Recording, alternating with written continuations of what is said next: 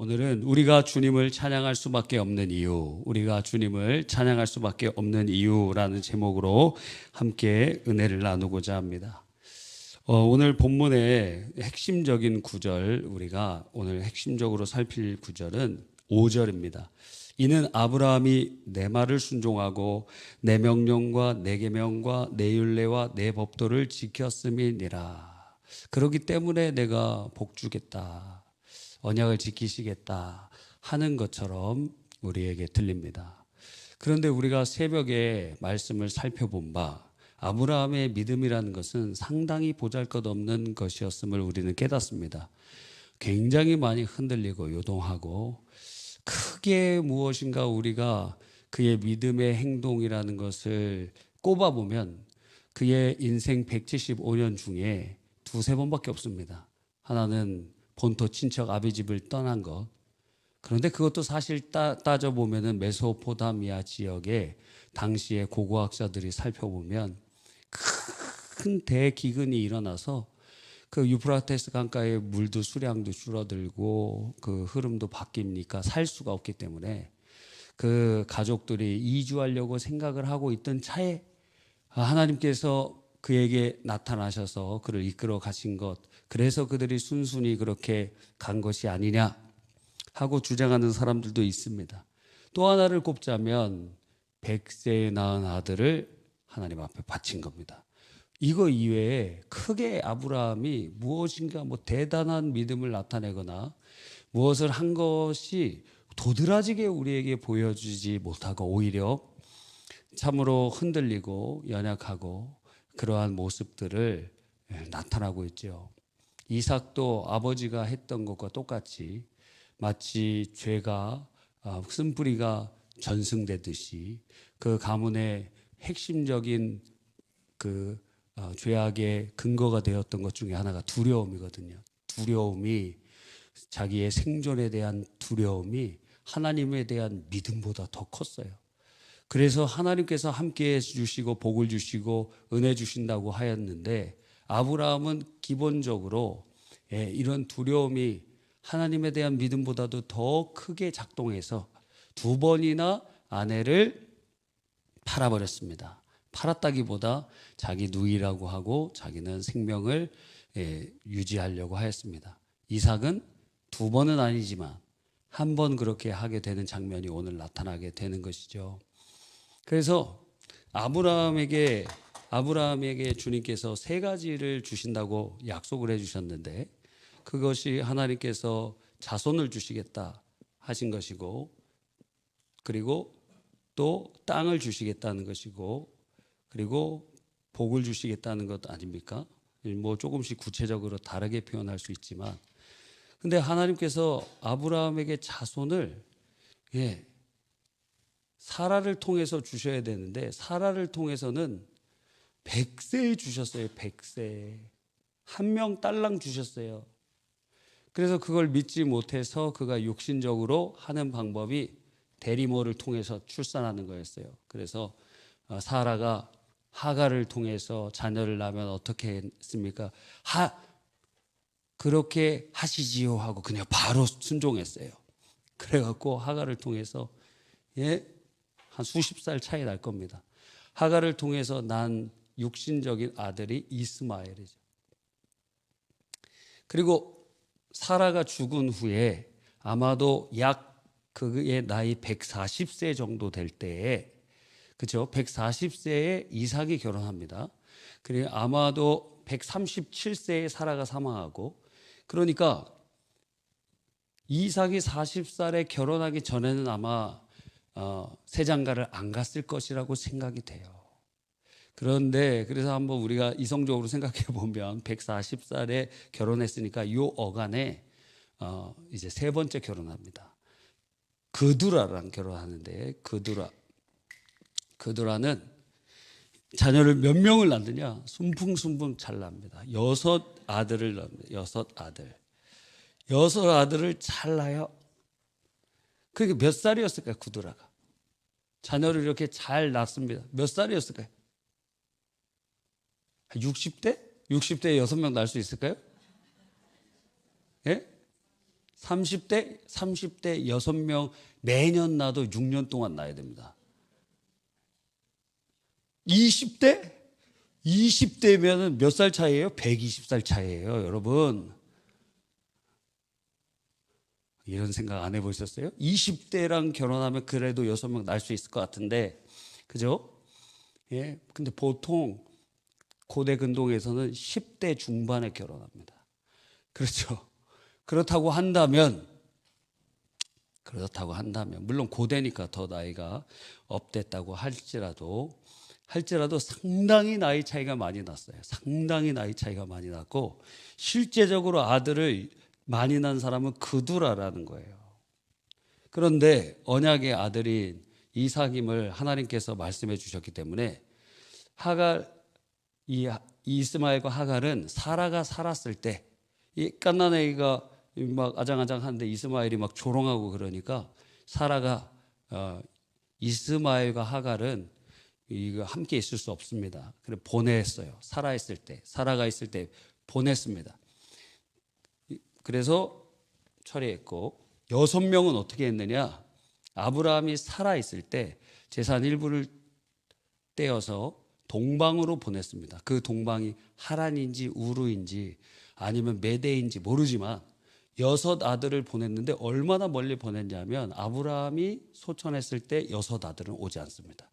아마 그 얘기를 못 들었을 확률이 높아요. 나중에 한 명씩 듣고 왔을 수 있겠죠. 장례를 이스마엘과 이삭만이 장례에 참여합니다. 예, 그렇죠. 자, 그래서 주님께서 자손을 주신다는 약속의 자녀 한 명이에요. 너무 초라하지 않습니까? 주님께서 말씀하신 것은 하늘의 별같이 땅의 모래같이 주님이 주신다고 했는데, 언약의 자손은 한 명이에요. 한 명. 자, 주님께서 땅을 주신다 그랬어요. 땅을 주신다고 했는데, 주님께서 발붙일 만한 땅을 아브라함에게 주시지 않았어요. 400세겔, 은 400세겔이에요. 은 400세겔은 노동자의 40년 연봉이에요. 40년 연봉이니까 여러분 얼마나 되었을까요? 수십억이 예, 수십억이 될 수 있습니다. 40년 동안 하나도 안 써야 요 굴을 막벨라 굴이라고 칭해지는 에브론의 굴을 우리가 아브라함이 살 수 있었어요. 엄청난 돈을 투자한 겁니다. 굉장히 비싼 가격이죠. 여러분 장지 한 수십억짜리 장지 마련해 놓으셨습니까? 그거 한 칸 요즘 얼마죠? 얼마 하나요? 예. 사망의 준비를 다 해놔야 되지 않겠어요, 여러분? 언제 가실지 모르는데 어디에다가 유언도 딱딱 해놓고, 예? 재산 많은 분은 변호사랑 상의해서 어떻게 분할할 것지도 딱 얘기해 놓고 그렇게 해야지. 지금 뭐 장지도 지금 마련되지 않고 지금 어떻게 처리하라는 거예요? 그냥 인천 부두에 뿌려라 이렇게 하실 겁니까? 그래서 인도에서는 다 화장을 하잖아요. 그게 힌두교 관습이거든. 이방 종교의 방식이 화장이. 그래서 그리스도인들은 화장을 안 합니다. 인도에서는. 예. 왜 그게 이제 그 이방의 그 종교의 그 방식이기 때문에. 그래서 여러분 뭐 땅이 있으면 매장해도 괜찮습니다. 근데 이스라엘에서 매장의 방식은 그래서 1년 정도가 걸려요.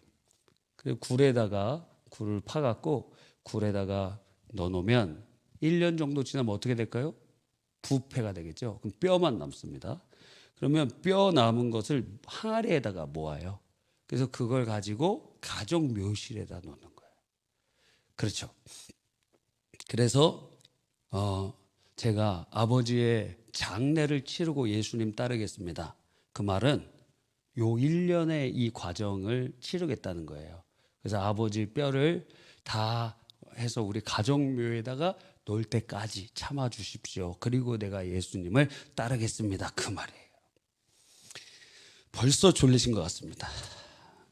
그래서 주님께서 분명히 어디서부터 주시냐면 애굽 시내로부터, 이건 나일강이 아니에요.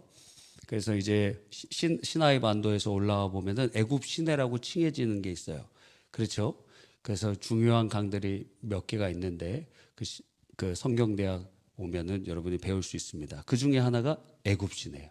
그리고 저 위에 있는 것이 거의 터키 밑에까지 혹은 시리아 북부까지 다 있는 무슨 강? 유프라테스 강. 그래서 굉장히 넓은 지역, 애굽 시내로부터 유프라테스 강까지의 권역을 주님께서 아브라함에게 주시겠다고 약속하셨는데, 그가 살아있을 때 하나님은 발 붙일 만한 땅을 하나도 주시지 않고 오히려 그가 수십억을 투자해서 40년 노동자의 한 푼도 쓰지 않은 돈으로 살 수 있는 400세겔, 은 400세겔의 굴 하나, 그거 하나 얻게 되었다는 거예요. 그리고 수많은, 이 사람은 거부가 되었어요. 그래서 자기 안에 키운 사람만이 318명이 될 정도로 엄청난 지역 왕정도 되었는데, 그런데 이 사람의 거부가 되는 것을 사람들은 조롱할 수 있습니다. 성경에는 안 나타나 있지만 암묵적으로 알 수 있어요. 첫 번째는 바로 애굽에서 자기 아내를 누이라고 하면서 그게 밝혀지는 과정 중에, 그래서 전리품으로 밝혀지기 전에 이 부인을 취해 가는데 차이리로 혹은 이 혼수로 주는 거예요. 애굽 왕 바로가. 그때 아마 하갈도 받은 거예요. 그것으로 추정돼요. 그 수많은 종들과 재산과 은과 금과 폐물을 애굽 왕 바로한테 받습니다. 부인 팔고. 두 번째는 그 블레셋 왕 아비멜렉에게 또 두 번째 팔고, 그리고 나서 하나님께서 꿈 중에 나타나셔서 아비멜렉을 막 책망하시니까 그가 죽음의 공포를 느끼면서 그러면서 사라에게 너의 수치를 내가 가리도록 하겠다 그러면서 많은 재물을 줍니다. 그러니까 이 사람이 거부가 되는, 원래 부자였지만 거대한 부를 이룬 것은 아내 2번 팔아먹고 얻은 것입니다. 그러니까 사람들이 아브라함을 보기에 여러분이 워렌 버핏 보듯이 보는 것이 아니라 저 부인 팔아먹고 부자 된 자식, 어떻게 살아도 저렇게 살아? 어떻게 부자가 돼도 저렇게 부자가 돼? 근데 이런 생각을 한 번도 안 해보신 얼굴이에요, 여러분. 부인 판 거 아브라함과 사라만 알았겠어요? 다 알지? 거기 있는 사람이 다 알지? 그러니까, 근데 우리 가족 중에는 성경에 없는 얘기는 하지 말라 그러더라고. 그런데 아무리 생각해봐도 아브라함은 조롱의 대상이 되었을 겁니다. 부자인데 어떤 부자예요? 부인 팔아먹고 부자 된 자식. 그러면서 불명예스럽지 않겠어요? 그러니까 분명히 자손을 얻었어요. 한 명. 분명히 땅을 얻었어요. 자기 돈으로. 그리고 복을 받았어요. 근데 불명예스러워요. 그러니까 하나님께서 역사하시는 방식이 우리가 생각하는 막 드라마틱한 그런 엄청난 무엇인가가 아니라는 거예요. 분명히 언약이 성취는 되기는 됐어요.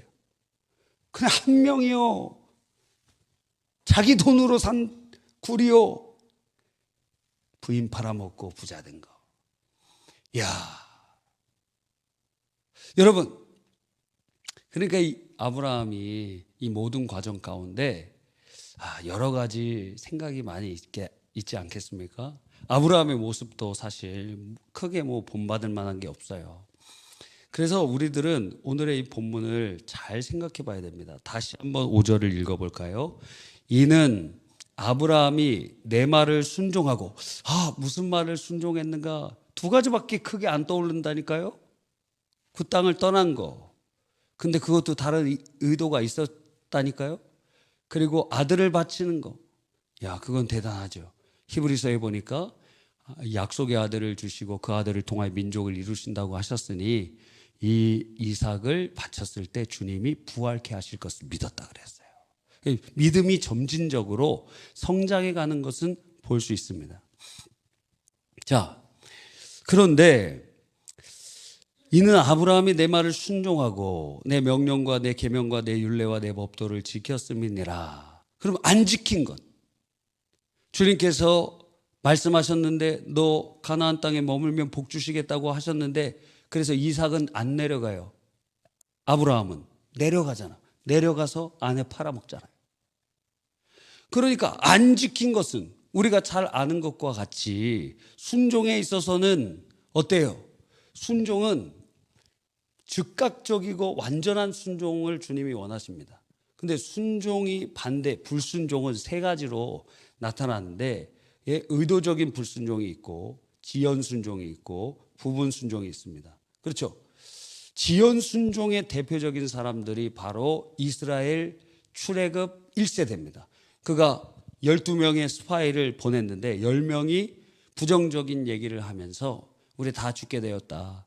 우리가 장지가 부족해서 여기서 죽게 되었구나. 우리 자녀들은 다 잡혀서 종이 되겠구나. 그렇게 얘기한 다음에 주님이 분노하셔서 그들을 다 진멸하려고 하니까 그들이 돌이켜서 어떻게 해요? 이제 우리가 올라가겠다 그래요. 그랬더니 모세가 올라가지 마라. 하나님 너희와 함께 하시지 않는다. 법궤를 놓고 그 올라가고 싶은 사람들 올라가요. 근데 갔는데 상당히 큰 패배를 얻고 많은 사람이 죽고 후퇴할 수밖에 없었어요. 무엇이죠? 올라가긴 올라갔어요. 가나안 땅에 출애굽 1세대가. 그런데 하나님이 올라가라는 때가 아니라 지연 순종하기 때문에 그들이 망하게 되었어요. 세 번째, 부분 순종의 대표적인 사람이 아나니아와 삽비라 아닙니까? 은혜 받고 그 교회에, 그 초대교회에 재산을 팔아서 사도들의 발 앞에 놓고 모든 것을 균등하게 나누면서 예수님 믿는 사람들 그 유대인의 길드에서 다 추방당하니까 먹고 살거나 어떻게 할 수가 없어요. 그러니까 예수 믿는 사람들이 자기 재산을 팔아서 서로 완전히 그 사회에서 왕따 되고 예루살렘에서 뭔가 아무것도 할 수 없는 그곳에서 서로 먹고 서로 섬기고 살아갈 수 있는 공동체의 놀라운 은혜를 성령으로 이루어 가시는 것입니다. 근데 아나니아 삽비라도 은혜를 받아갖고 저도 다 전 재산을 헌금하겠습니다. 그랬는데 조금 지나고 나니까 나 그럼 어떻게 살지 하는 생각이 들어서 그 중에 일부를 감췄다 그랬어요. 그러면 일부는 절반 이상일까요? 절반 이하일까요? 절반 이하겠죠. 일부니까 과반 이하일 거 아니에요. 예를 들어서 한 전 재산이 1억이다. 너무 적습니까? 10억이다. 이렇게 해봅시다. 계산하기 쉽게. 그러면 얼마를 드렸을까요? 과반 이하니까 5억 이하예요. 5억 이하. 5억 이하. 그냥 얼마를 바쳤을까? 한 2, 3억 정도를 숨기고 나머지 7, 8억을 주님 앞에 드렸습니다. 헌금 많이 했어요? 적게 했어요? 많이 했죠. 상당히 많이 했는데 죽었습니다. 왜요? 부분 순종할 뿐만 아니라 분명히 회개의 기회가 있었는데 이게 전부냐? 예, 전부입니다. 너가 사람 속인 게 아니라 하나님을 속인 것이다. 그러면서 회개의 기회를 놓치니 부분 순종했을 때 회개해야 될 것 아닙니까? 우리가 부분 순종했으니까. 근데 회개하지 않고 오히려 주님 앞에 버팅기고 거짓말하다가 죽게 되었어요. 여러분, 그러니까 아브라함은 지연 순종도 하고 부분 순종도 했습니다. 지연 순종 언제 했어요? 가나안 땅 가라 그런데 하란에 머물러서 오래 있었잖아요. 갈대아 우르에서 하란으로 옮겨서 하란에서 좋으니까 거기서 오래 있었잖아요. 그러니까 주님께서 다시 나타나셔서 떠나라 말씀하시잖아요. 지연 순종했어요. 아브라함. 또 부분 순종 많이 했어요. 가나안 땅에 머무르는 게 아니라 힘들 때는 애굽에도 내려가고 그러면서 완전한 순종의 모습을 항상 보여준 게 아닙니다. 그렇다면 5절은 아무리 생각해봐도 이것은 하나님께서 어떻게 이렇게 말씀하실까? 그래서 부분 순종 그리고 지연 순종, 불순종도 하고 많은 부분이 아브라함에 나타났는데 하나님께서 그러면 처음에 이 말씀을 들을 때 성경에 사랑은 허다한 죄를 덮느니라 하셨으니 주님 앞에 했던 모든 것들을 주님이 감춰주시고 오히려 순종했던 것만 하나님 기억해 주셔서 아브라함에게 복을 주시는 것인가? 이렇게 처음에 생각을 했습니다. 근데 설교를 준비하면서 이제 박영선 목사님의 책을 이렇게 좀 읽었어요. 그래서 여러분도 시간이 있으면 한번 읽어보십시오. 2008년에 나온 야곱의 아들들이라는 창세기 주석 3번째 책이에요. 굉장히 그분의 이제 저도 여러 목사님들에게 영향을 받았는데 제일 많이 영향을 받은 것이 우리 선대 목사님께 영향을 받고 또 여러 많은 목사님들한테 옥하는 목사님 등등 많은 목사님에게 영향을 받았지만 그 중에 이 어떠한 패러다임의 시프트에 아주 강력한 그러한 동기가 되었던 목사님 중에 한 분이 박영선 목사님이에요. 그래서 박영선 목사님을 통해서 은혜에 대한 상당히 깊은 그러한 전환이 일어났어요. 우리가 복음의 시대를 살고 있지만 실상으로는 율법 시대의 그러한 모습으로 살아가는 경우가 많아요. 너 기도 안 해서 그래, 너 봉사 안 해서 그래, 너 헌신 안 해서 그래 하듯이 우리는 항상 무엇인가 다시 공로주의로 돌아가고 은혜가 아니라 율법주의로 돌아가려고 하는 경향성을 가지고 있습니다. 그런 것이 사실상 설득이 굉장히 쉽기 때문이죠. 이전에도 우리가 수요일 날 기독교 강요 살펴보면서 많은 것을 배웠잖아요. 그렇죠? 왜 수많은 행위 구원론과 그리고 공로주의가 그렇게 판을 칠 수밖에 없느냐? 그리고 왜 교회들은 그렇게 변질돼 갈 수밖에 없느냐? 왜? 그것이 성도들을 이끌어가기에 강력한 도구가 되기 때문입니다. 그래서 행위 구원론을 주장하면 어때요? 너 그렇게 똑바로 신앙생활 안 하면은 천국 갈 수 있겠어? 이렇게 딱 나오는 겁니다. 그러니까 그 사람의 행위를 주장하면서 너 그렇게 새벽 기도도 안 나오면서 하나님 앞에 은혜 받기를 원하느냐? 너 주님 앞에 그렇게 건강한 육체와 젊음의 때를 하나님 앞에 드리지도 않으면서 하나님 앞에 쓰임 받기 원하느냐? 하는 식의 어떠한 행위와 공로가 너는 아무것도 없는데 어떻게 하나님 앞에 쓰임 받고 복 받을 수 있겠느냐 하는 식의 그러한 이야기들이 나오게 되고 더 나가면 어떻게 되냐면 그런 식으로 신앙생활에서 구원받을 수 있겠느냐 하는 위협과 협박이 난무하게 되는 것입니다. 그러니까 많은 사람들이 그것을 통해서 왜 우리들의 행위가 항상 하나님 앞에 온전하지 않기 때문에 그런 이야기를 들을 때 우리는 구원의 확신이 흔들리고 우리의 모습 가운데 요동치게 되는 것입니다. 나 진짜 지금 죽으면 천국 갈 수 없을 것 같은데 내가 이번 새벽 기도에도 3분의 1도 참석하지 못하고 마음으론 원이로되 육신이 약하여 참여하지 못했는데 나 이렇게 죽으면 천국 갈 수 있을까? 하나님 앞에 이렇게 신실하지 못한데 신실한 종이 되도록 하나님 붙잡아 이끌어 주시는데 나 신실한 종이 아닌데 이렇게 죽어서 천국 갈 수 있겠는가? 범죄하고 반복되는 죄악 가운데 빠져 있는데 그래서 행위 구원론으로 교회에서 많은 사람들을 주장하는 것입니다. 왜요? 성도들을 종교의 종이 되게 하기 위해서. 그래야 사람들을 확 붙잡고 그들을 조종하고 이끌어가기가 쉽기 때문에 그래요.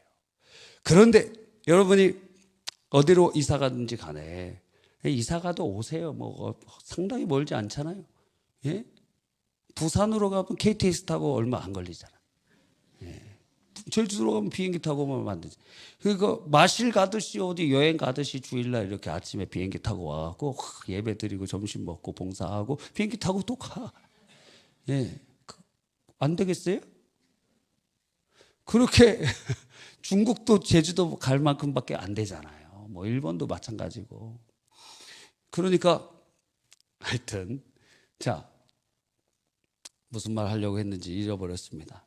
그래서 행위 구원론, 행위주의, 이거 상당히 사람들을 종으로 만드는 거예요. 이 말을 하려고 그런 거예요. 여러분이 어느 교회에 있든지 간에 여러분을 종으로 삼으려고 하면은 이단이다. 이거 이단이에요, 이단. 우리는 자유하는 주님의 자녀들이에요. 신앙생활은 폭력으로 하는 거 아니에요. 억압으로 하는 것 아니에요. 예? 그냥 목 졸라갖고 그냥 하는 거 아니에요. 성령께서는 어떻게 하시죠? 진리는 어떻게 하시죠? 진리가 너희를 자유케 하리라. 주의 영이 계신 곳에 자유함이 있느니라. 그러니까 교회에 오는데 신앙생활이 막 두려움으로 하는 거 그 율법주의예요. 두려움으로 하는 거, 물론 회개에 이르는 공포를 주님이 주시기도 하지만 매일 주시는 게 아니에요. 주님의 은혜 안에 거하고 평안 안에 거하고 그런 확신 안에 거하며 자유함이 있고 자원하고. 그래서 내가 신앙생활 잘하느냐? 자원성, 세 가지의 자가 필요해요. 내가 자원하고 있느냐? 내가 신앙 안에서 자유하고 있느냐? 자율적으로 지금 성도를 헌신하고 있느냐? 예, 주님께서는 여러분이 자원하여 주님을 사랑하는 것이 아니면, 지난주에 몇 주 전에 말씀드렸잖아요.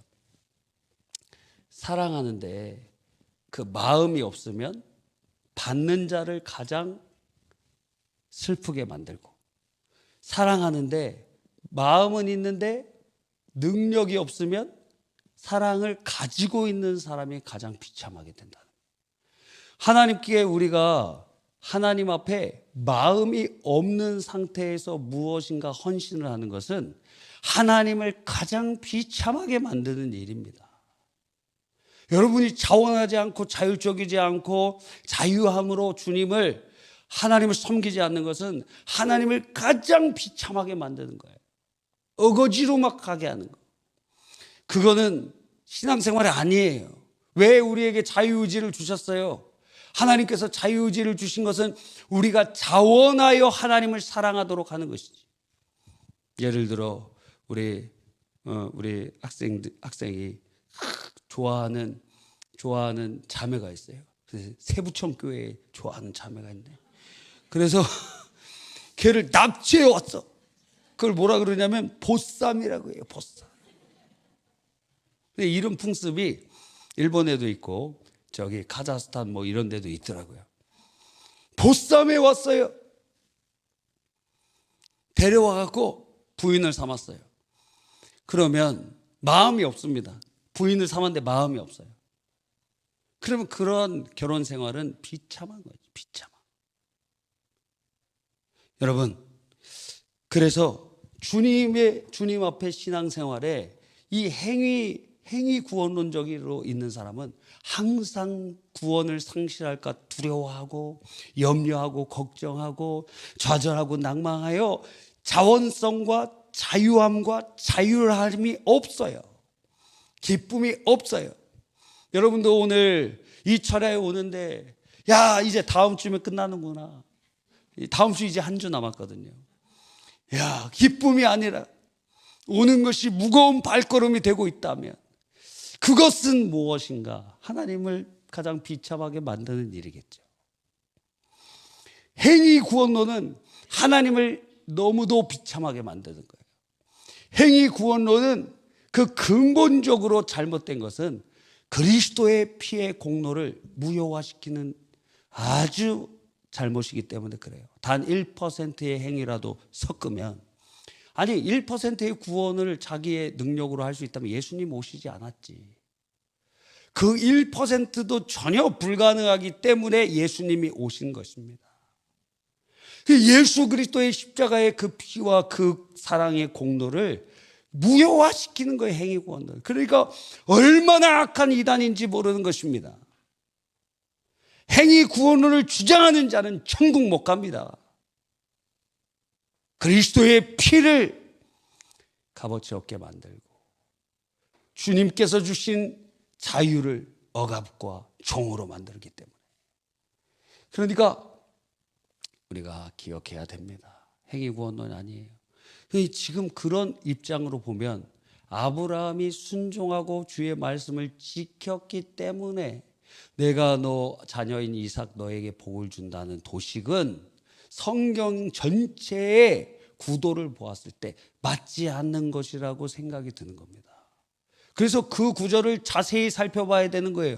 그럼 구약 시대에는 그러면 여러분 행위로서 구원받을 수 있었을까?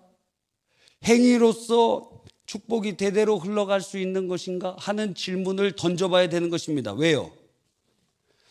신약이든지 구약이든지 인간의 존재의 차이가 무엇입니까? 없어요. 인간이라는 존재는 자, 아담 이후의 인간은 어떤 존재입니까? 타락한 존재예요. 타락한 존재. 그래서 자기 스스로 구원 얻을 수 없고 자기 존재로 의인될 수 없습니다. 그래서 자기 존재로 의인될 수 없음을 가리켜서 전적 부패.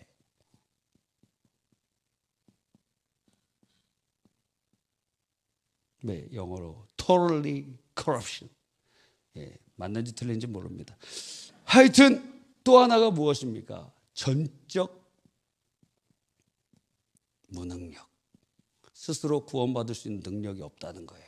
구원에 있어서 전적 무능력하고 구원에 있어서 전적 부패하였다는 거예요. 이게 1%라도 있었으면 주님 안 오셨어요. 왜? 1%는 구원받을 수 있으니까.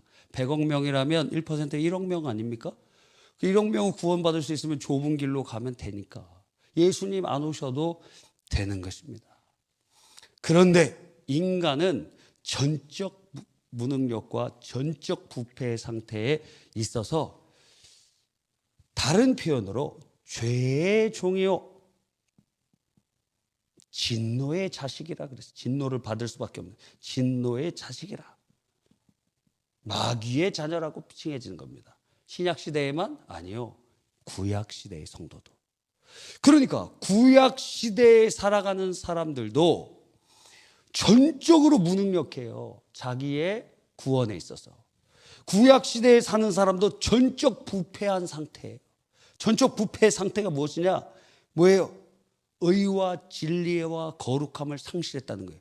의, 진리, 거룩함이 하나님의 형상의 본성인데 의, 진리, 거룩함을 상실했어요. 그리고 그 인격의 완전한 부패가 일어나서 지성적으로는 하나님에 대해서 불신하고 감정적으로는 하나님에 대해서 무관심하거나 그리고 반감을 갖고 의지적으로는 불순종하고 거역하는 존재가 되었다는 거예요. 그러니까 생각해 보세요. 우리가 착각하는 게 있어요. 구약 시대에는 하나님의 말씀을 순종해서 구원받는다가 맞지 않는다는 거예요. 왜? 이 상태니까. 그런데 그렇게 생각을 하고 있다는 거예요. 그러니까 여러분들이 지금 얼마나 잘못 생각하고 있는지가 본문을 보는 시각에서 드러난다는 것입니다. 그러면 신약의 인간이나 구약의 인간이나 다르냐 이거예요. 똑같잖아요. 태어나는 자가 전적 무능력과 전적 부패의 상태에 있다라는 것은 똑같다는 거예요. 그런데 어떻게 죄를 지을 수밖에 없는 죄의 종이요.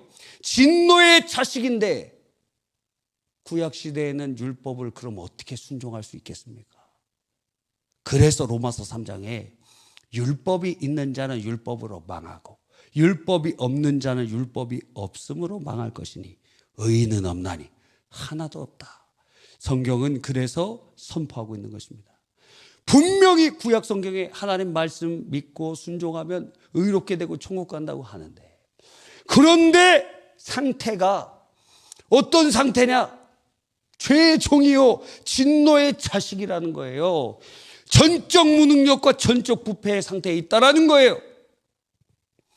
그러니까 구약의 율법을 받은 성도들은 필연적으로 율법을 완수할 수 없는 것입니다. 그래서 그 율법이 죄가 없는 아담 같은, 타락하기 이전의 아담 같은 사람에게 율법은 지킬 수 있는 것이에요. 그러나 타락한 이후에 죄의 종이 된 사람들에게 율법은, 그래서 로마서의 표현은 살리는 율법이 그를 죽이게 만들었다, 이렇게 되는 거예요. 그래서 그 율법의 조항대로 나를 판단되고 그 판단으로 정죄받고 죽게 된다는 거예요. 그러니까 율법을 받은 그 사람들이 율법을 순종하기 위하여 몸부림치면 칠수록 깨닫는 것이 무엇이냐? 내 존재를 깨닫는다는 거예요.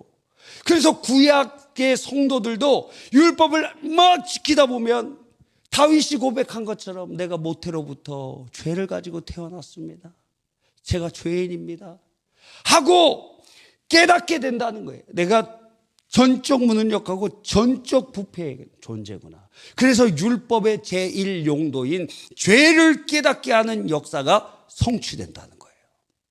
그러면 어떻게 되느냐? 그래서 아브라함도, 신약성경에 보니까 아브라함도 다윗도 예수님께서 말씀하신 내 때에 될 것을 보고 기뻐하였다. 그래서 그들이 율법을 지키면 지킬수록, 자기 죄를 회개하는 제사를 드리면 드릴수록 자기의 죄성과 이 전적 무능력과 전적 부패를 깨달으니 견딜 수 없는 거예요. 그럼 나는 내 스스로 구원받을 수 없는데, 그럼 나를 구원해 주실 분, 하나님 나를 구원해 주십시오. 나는 내 존재를 초월할 수 없고 내 능력을 초월할 수 없는데 어떻게 해야 됩니까? 그들은 그래서 창세기 15장 이후에 여자의 후손으로 뱀의 머리를 상하게 하시고, 그리고 구원케 하시는 그렇게 메시아를 바라보고 믿음으로 구원받게 되는 거예요. 그러니까 그런 시각으로 다시 5절을 읽어봅시다. 자, 26장 5절. 이는 아브라함이 내 말을 순종하고 내 명령과 내 계명과 내 율례와 내 법도를 지켰습니다. 그래서 4절. 내 자손을 하늘과 별과 같이 번성하게 하며 이 모든 땅에서 내 자손을 주리니 내 자손으로 말미암아 천하 만민이 복을 받으리라. 그러니까 우리가 잘못 읽으면, 이러한 전제를 가지지 못하고 읽으면 아브라함이 순종했기 때문에 이런 복이 가문에 흘러가고 이러한 복이 그 집안에 역사하는구나 하고 신약 시대에도 율법주의적인 삶을 살아가게 된다는 겁니다. 그래서 신앙생활 똑바로 하고 기도 열심히 하고 헌금 열심히 하고 순종 열심히 해야 우리 집안 믿음의 명문 가문 된다라는 행위 구원론, 행위 축복론으로 다시 돌아가는 것입니다. 그것은 그리스도의 십자가의 은혜를 멀리 벗어나는 것이에요. 그런데 이런 사람이 90%가 넘는 것 같아요. 제가 볼 때는. 우리 교회 말고 말입니다. 그래서 여러분이 이것을 꼭 기억해 주셨으면 좋겠어요. 그럼 도대체 이 말은 도대체 무엇일까? 그래서 박영선 목사님의 책에 그것이 아주 자세하게 설명되어 있는 것입니다. 이것은 주님의 의도는 무엇이냐 하면 거꾸로 생각해 봐야 되는 거예요. 즉 무엇이냐면, 자, 아브라함이 우리랑 별반 다를 바 없는 인간이었고, 그렇죠? 부인 두려움에 사로잡혀서 부인 2번이나, 분명히 하나님 만났잖아요. 하나님 전능하신 하나님이시고 하나님께서 역사하시는 그런 분이신데, 그거 경험도 했으면서도 그 믿음보다 두려움이 더 클 때도 있었잖아요. 그런데 하나님께서 이러한 사람의 순종과 그리고 그의 하나님 말씀을 지키심에 대한 것을 얘기하시면서, 이삭이 너도 그것 때문에 너희 아버지의 순종과 이런 것 때문에 너가 이렇게 복을 받고 너희 자손들이 복을 받을 것이라는 말은 그 행위가 근반되어서 되는 것이 아니라, 기억합시다. 주님께서 아브라함을 어떻게 하셨어요? 아브라함을, 전혀 하나님을 알지 못했던 아브라함을 75세 때 부르시고, 그리고 그 아브라함에게 하나님께서 때마다 시마다 뭐 하셨어요? 개입하시고, 그리고 인도하시고 믿음이 없는 자에게 믿음을 주시고 그 작았던 믿음이 점점 성장해서 이제는 나중에 아들까지도 바치게 되고, 그리고 주의 믿음 안에서 주님의 축복의 사람으로 바꿔가시는 주체가 누구시냐? 하나님이시다. 너희 아버지 봤지?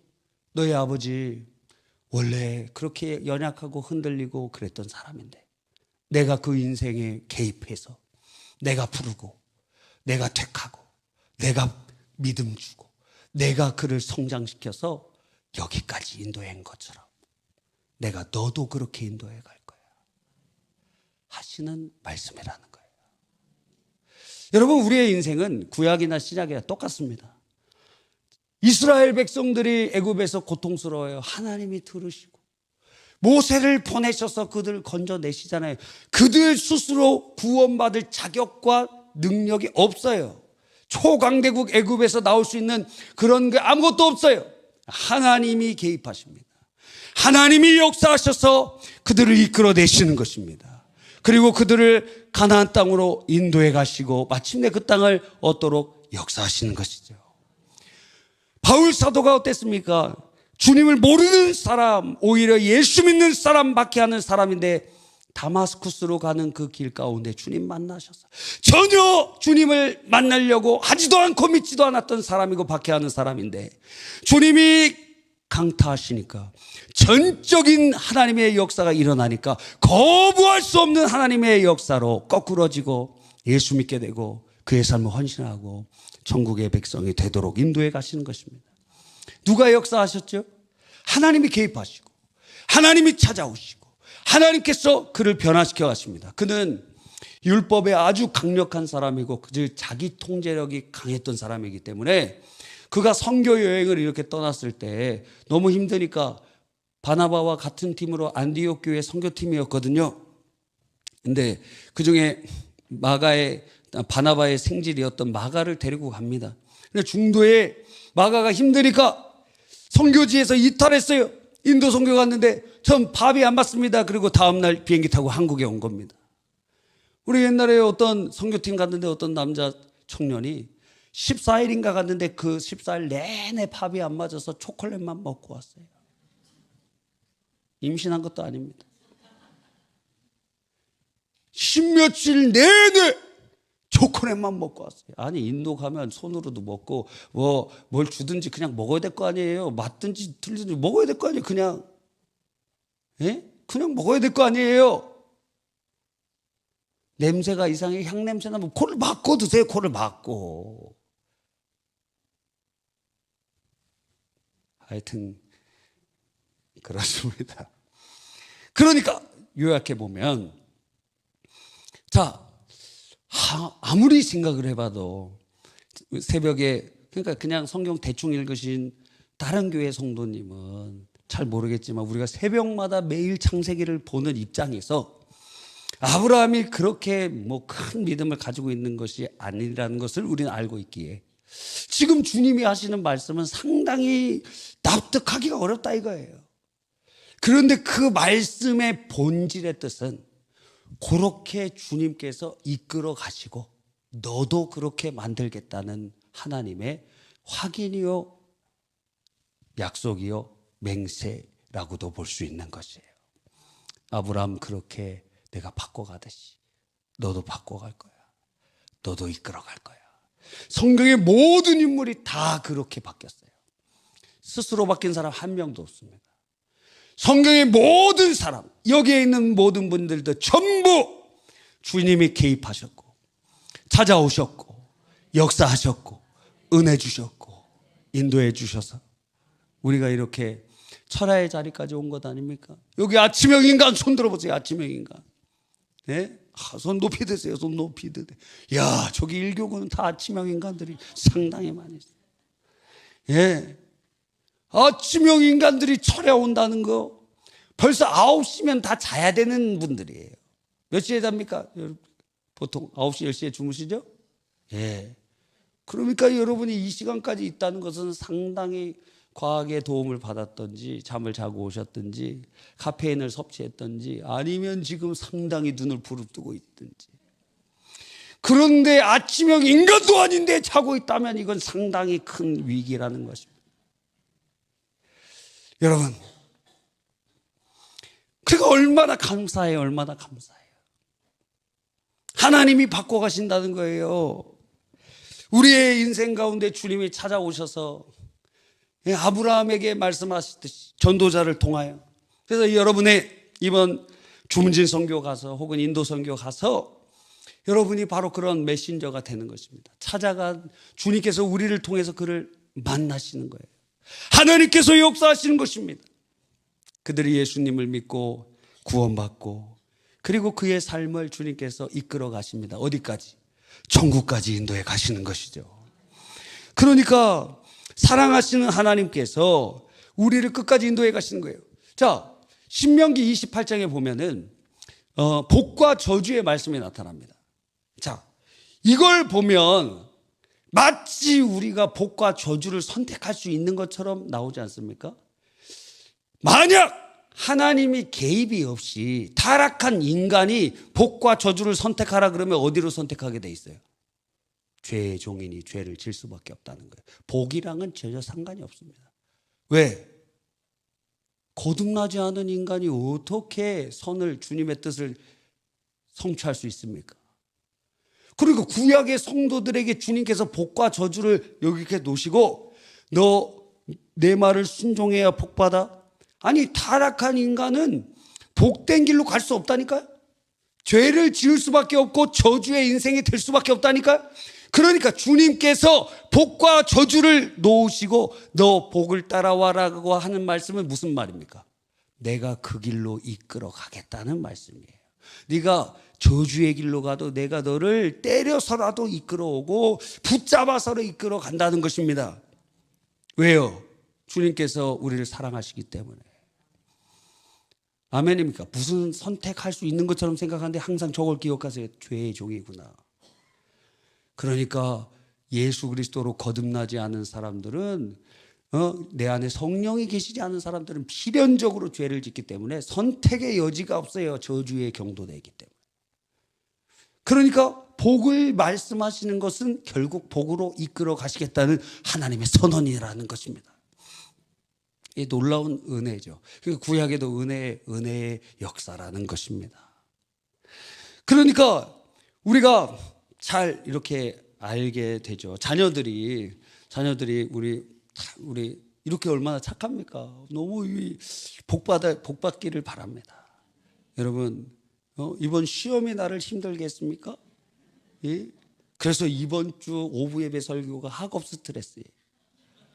이야, 여러분에게 사랑을 하는데 어떻게 그 사랑을 표현할 수 있을까? 그래서 성경이 여러분에게 하시는 음성을 듣도록 학업 스트레스에 빠져 있고 나 이제 자퇴해야 돼 말아야 돼 하는 여러분 가운데 그럼 하나님은 여러분에게 무엇은 말씀을 하기를 원하시는가? 사랑하기 때문에 주님 이들을 위로하시고 이끌어 주시기를 원하는 마음으로 하나님의 음성을 성경을 통해서 찾으면서 여러분에게 증거하려고 하는 거예요. 사랑하기 때문에. 사랑하면 어떻게 되죠? 여러분의 자녀들이 정말 나쁜 친구들 만나면 어떻게 해요? 못 만나기를 개입하고 싶잖아요. 그리고 얘가 문신한다는 거예요. 전신 문신 다 한다는 거예요. 나를 이렇게 캐나다 단풍잎처럼 만들겠다고 이렇게 쫙 뒤에는 금강산을 앞에는 백두산을 이렇게 하면서 쫙 하고 싶다는 거예요. 여러분, 그냥 둘 수 있습니까? 그냥 두기 어렵잖아요. 저도 고등학교 다닐 때 상당히 오토바이 타고 학교 등교하고 싶었습니다. 예, 가까웠는데도 오토바이 타고 등교하려고 그랬어요. 그랬더니 저희 어머니가 아직도 기억나요. 오토바이는 안 된다. 오토바이 파는 사람이 오토바이 한 대 팔 때마다 관 한 짝씩 파는 것 같다. 그렇게 그 얘기를 하시더라고요. 상당히 지금도 오토바이 타고 싶어요. 제가 그 겨울에 그 살갗을 막 아리는 그 바람에 몇 번 타봤거든요. 그게 좋아요. 애리는 차도 오픈카 막 이런 거 타고 싶습니다. 근데 한번 생각해 보세요. 오픈카 거의 열지 않습니다. 왜요? 여름에는 더워서, 겨울에는 추워서, 봄에는 햇빛 때문에. 그러니까 오픈카 있는 사람 거의 오픈하지 않습니다.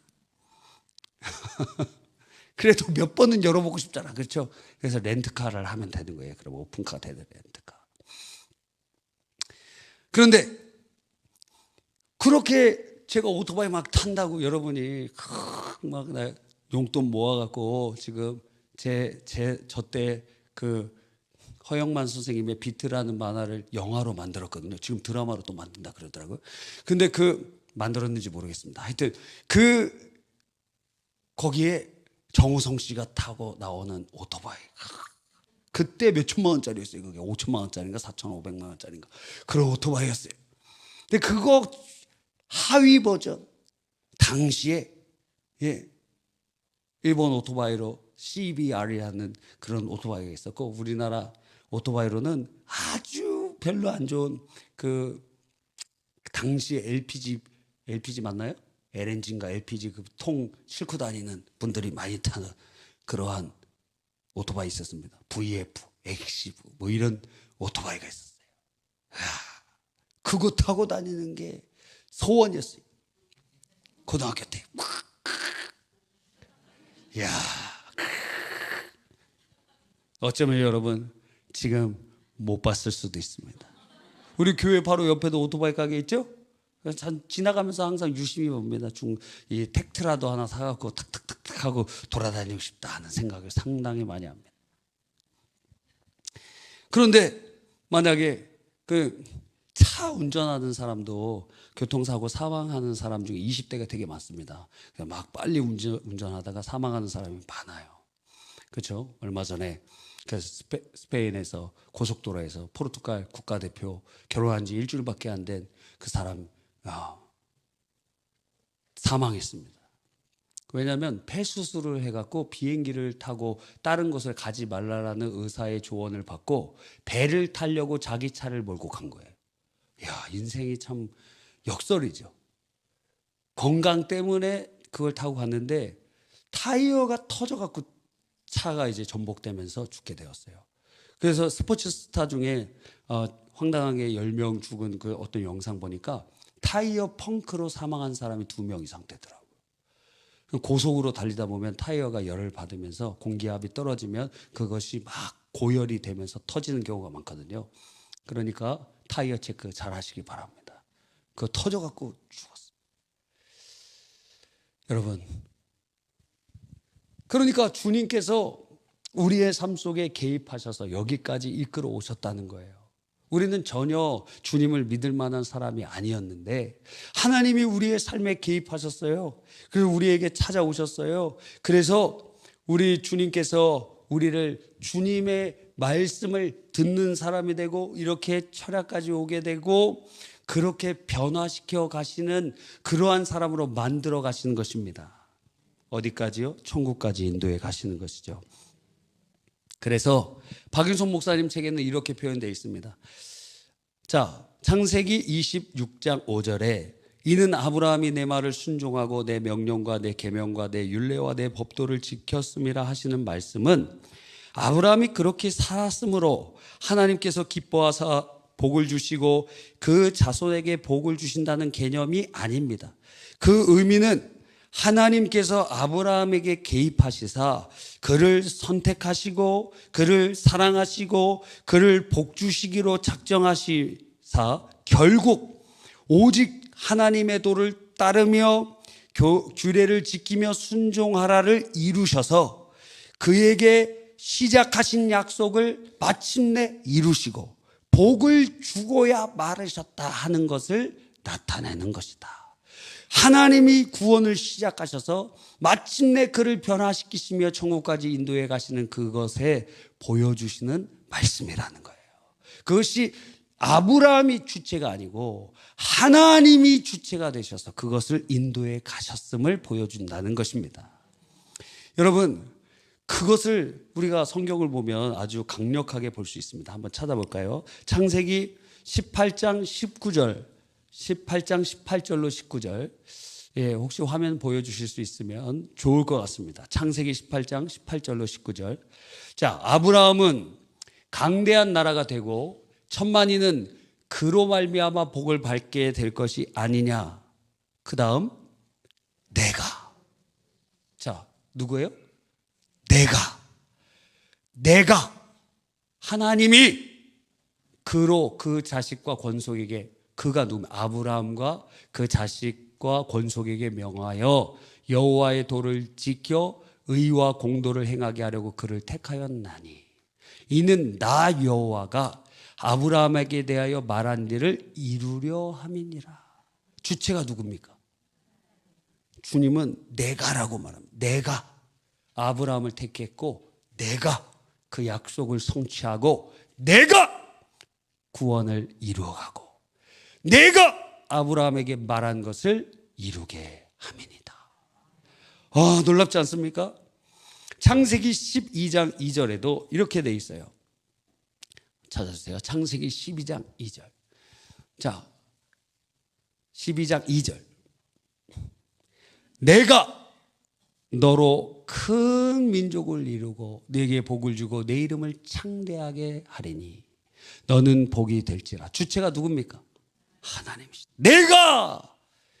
내가 너를 큰 민족을 이루어 복 주게 하고 복이 되게 할 것이다. 와, 놀랍지 않습니까? 그러니까 그 모든 약속과 그 말씀과 주님의 개입과 주의 인도와 주님의 결국에 우리가 불순종의 자식이요 내 마음대로 살아가고 내 뜻대로 살아가고 우상 숭배자고 그랬던 우리들을 주님께서 바꿔가시고 변화시켜 가시고 인도하시고 순종케 하시고 하나님 나라의 백성으로 만들어 가시며 천국까지 인도해 가시니 결국에 우리가 해야 되는 것이 무엇입니까? 이 모든 것을 아는 자들이 해야 되는 게 무엇입니까? 그래서 바울 사도가 이렇게 하죠. 나의 나된 것은 하나님의 은혜로다. 이것을 두 글자로 찬미라고 표현하는 거예요. 찬미. 하나님을 찬미하고 찬양하는 것입니다. 에베소서 1장 3절로 6절을 이렇게 보면 하나님께서 우리를 복주시고 우리를 예수 그리스도 안에서 택하시고 그 결국에 6절에 보면 하나님께서 우리에게 거저 주시는 바 그 은혜의 영광을 찬송하게 하려는 것이다. 한번 읽어봅시다. 시작. 이는 그가 사랑하시는 자 안에서 우리에게 거저 주시는 바 그의 은혜의 영광을 찬송하게 하려는 것이라. 우리가 무엇인가 많이 하나님 앞에 헌신해서 순종해서 주의 규례를 내 힘으로 지켜서 아니요. 그가 거저 주시는 바 그의 은혜의 영광을 깨닫고 하나님이 하셨습니다 하고 찬미하도록 하려 하십니다. 또 에베소서 1장 11절로 12절에 보면 주님께서 우리를 예정하시사 주 안에서 기업이 되게 하셨고 12절에 마침내 주의 영광에 찬송이 되게 하려 하심이니라. 찬송은 언제 부르죠? 내 인생의 모든 것이 하나님의 은혜임을 깨달을 때 나오는 것이 찬송입니다. 하나님의 은혜에 대한 반응이 찬송이라고. 그래서 찬양단이 이렇게 우리가 열심히 이렇게 하잖아요. 우리 찬양단 리더 너무 열심히 해서 얼굴이 막 홍당무가 돼갖고 혈압이 막 오를까 봐 상당히 걱정이 많이 돼요. 혈압을 좀 재주세요. 예. 너무 열심히 했어요. 예. 그런데 찬송은 누가 하는 거라고요? 물론 기능자들이 필요하죠. 은혜를 경험한 자들이 찬송하는 겁니다. 그래서 은혜가 없이 노래를 잘 부르는 사람을 가수라고 해요.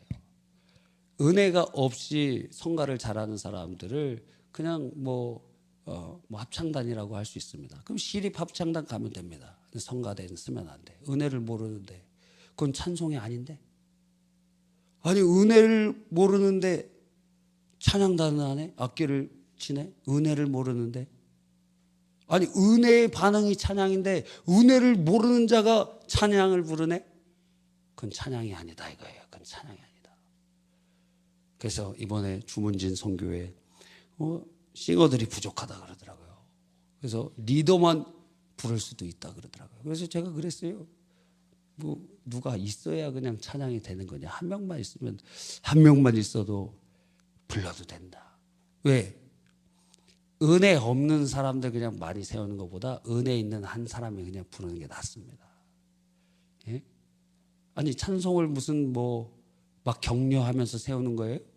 선교할 때 훈련도 안 된 사람 보내는 거예요? 그 죽으러 보내는 것과 마찬가지예요.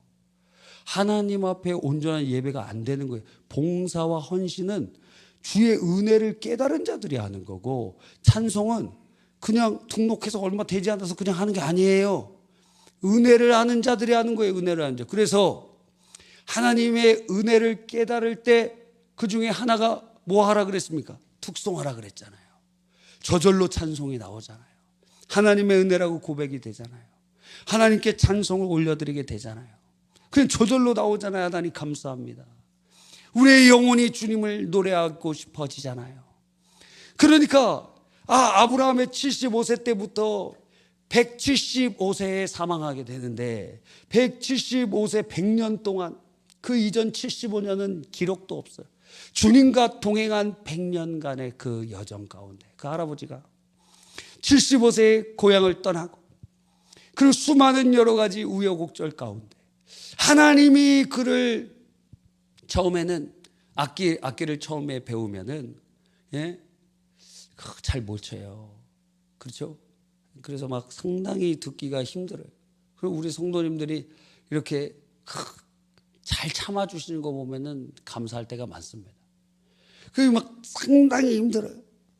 성가도 처음에 안 배웠던 사람이 하면 상당히 어려워요. 저 사람은 뺐으면 좋겠다 하는 그런 마음이 여러분도 상당히 들 때도 있잖아요. 그렇죠? 근데 시간이 지나면서 배우고 훈련하면서 하모니를 이루어 갑니다. 그렇게 되면서 우리가 다 이제 맞아가요. 그죠? 저도 이렇게 교회 찬양단 찬양들을 이렇게 들어봅니다. 그러면 상당히 은혜를 많이 받습니다. 그리고 어떨 때는 한 10명 있었는데 2명 소리밖에 안 들려요. 그래서 이거 무슨 음향을 잘못 조절했나 보니까 끝에는 또 소리가 들려. 그러니까 모르는 찬양을 안 부르는 거야. 입만 부르는 거야. 손만 이렇게 하고 막 이렇게. 아는 찬양은 또 세게 불러요. 여러분, 그러니까 찬송은 누가 하느냐? 은혜를 아는 자, 아무것도 아닌 자를 주님이 택하시고, 택하시사 예수님 믿게 하여 하나님 자녀 삼아 주시고, 하나님의 복 주시는 은혜를 깨달아 결국 우리를 변화시키시고 우리의 삶 속에 이끄셔서 천국까지 인도해 가신 하나님의 은혜를 아니 그의 삶이 찬양의 삶으로 바뀌지 않겠습니까? 그러니까 입술에는 하나님께 감사와 찬양이요, 삶 속에서는 우리의 삶을 주님 앞에 드림으로 성령이 우리의 삶의 찬송이 되도록 주의 성품으로 변화시키시고, 그 존재의 모습을 통하여 하나님의 영광이 드러나게 하심으로 하나님 기뻐하시게 된다는 거예요. 여러분, 바로 이것입니다. 그래서 우리가 구약을 읽든 신약을 읽든지 간에 성경을 거꾸로 읽으면 안 된다는 거예요. 그래서 수많은 사람들이 바울 사도가 막 답답해 하잖아요. 너희가 은혜로 시작하여 율법으로 끝내려고 하느냐? 은혜로 시작해서 행위로 끝내려고 하느냐? 우리의 신앙생활이 아무것도 아니었던 우리에게 주님의 은혜로 예수 믿게 해주셨는데, 어느 날 보니까 교조주의자가 되었고, 어느 날 보니까 율법주의자가 되었고, 어느 날 보니까 행위 구원론자 아니면 행위 축복론자가 되었고, 하나님의 은혜는 간 곳 없이 하나님이 역사하시는 그 주체적인 하나님의 주체성은 인정하지 않고, 내가 무엇인가, 내 열심이, 내 헌신이, 내가 그러면서 어느 순간 다른 사람을 판단하고 정죄하고, 그러면서 나는 처음부터 의인인 것처럼 우리는 그렇게 살아가게 되고 있진 않습니까? 그래서 오늘의 이 말씀을 우리가 깊게 묵상하면서 하나님의 은혜를 우리는 찬양하게 되는 것입니다.